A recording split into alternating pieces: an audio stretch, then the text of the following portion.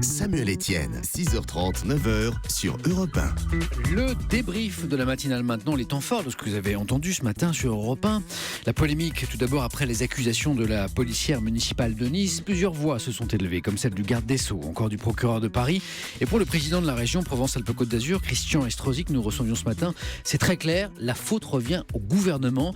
Il n'hésite pas d'ailleurs les comparaisons les plus radicales. Écoutez, il était mon invité à 7h45 dans l'interview Vérité.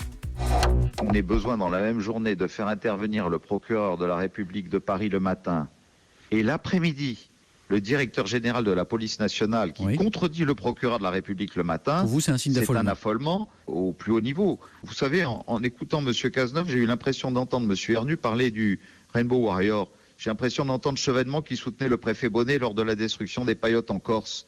Et cela s'est terminé à chaque fois, retenez-le, à l'avantage de la République, parce que face aux menteurs, c'est toujours la République qui gagne. Politique encore, mais où est passé Emmanuel Macron? Après l'attentat de Nice, c'est silence radio de la part du ministre. Et pour notre expert David Doucan, il y a une raison simple.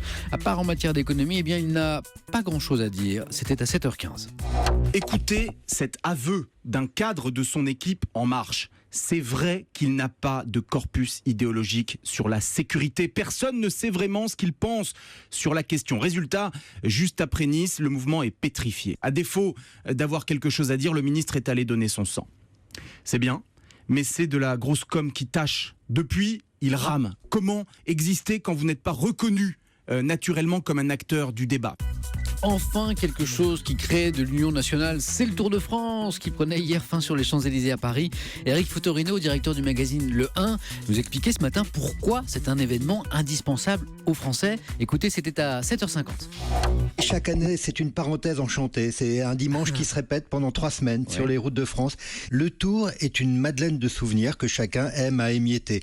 Le Tour, qui est un sport individuel, permet de créer un nous, un collectif national. Et enfin, le Tour de France, c'est le Tour de la France. Elle est vue du ciel très souvent, et s'il y a tant de téléspectateurs et tant de gens au bord des routes, c'est qu'ils ont envie de reprendre contact avec leur histoire, avec leur géographie.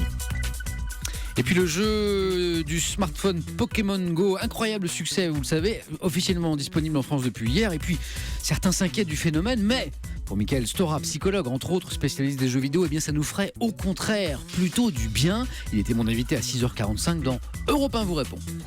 Au fond, vous le voyez bien, les gens ont besoin de récompenses. On en a très peu. En France, on n'est pas excellent dans cette culture de la valorisation. D'une certaine manière, les jeux vidéo nous amusent et nous en proposent. Donc c'est une des raisons des succès des jeux vidéo. Ça fait du bien au moral en fait, c'est ce que vous nous dites. Évidemment, ce qui va permettre d'intégrer parfois la frustration et la dure réalité de notre vie, c'est aussi cette possibilité de jouer. Et jouer est une chose très très saine, je tiens à le rappeler. C'était le débrief de la matinale.